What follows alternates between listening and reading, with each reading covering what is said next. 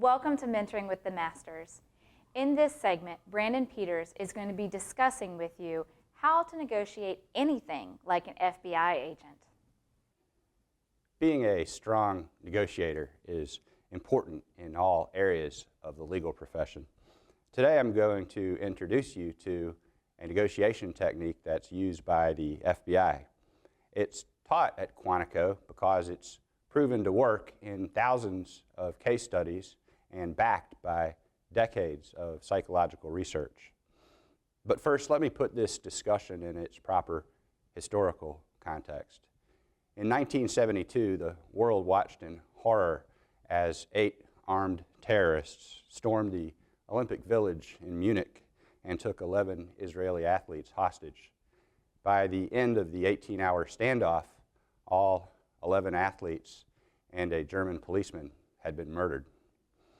In the aftermath of Munich, law enforcement agencies around the world agreed that they had no effective procedures for communicating with highly agitated people like the so-called Black September terrorists in Munich.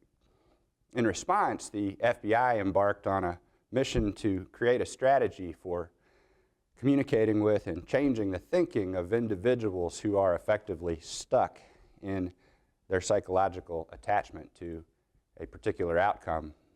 The FBI calls this the behavioral change stairway model. In your law practice, you can easily adapt the FBI's techniques to a wide range of situations that you encounter every week. It's also useful to change the thinking of people with whom you interact in your personal life.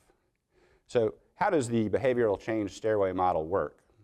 It has 5 steps, the first of which is active listening.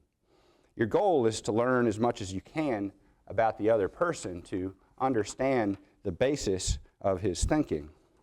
That means necessarily that you must encourage and, in fact, allow the other person to do most of the talking.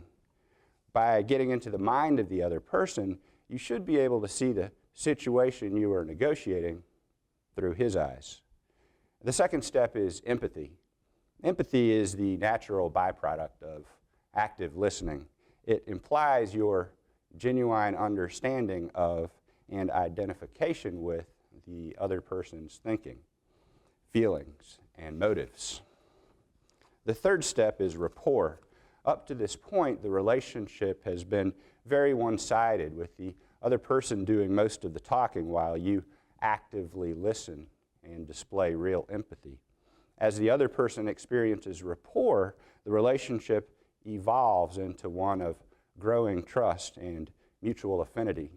The other person actually becomes more open to considering your suggestions. It's during this step that true collaboration begins. The fourth step is influence. By the time you reach this step, the other person is willing to accept your suggested solution to a common problem.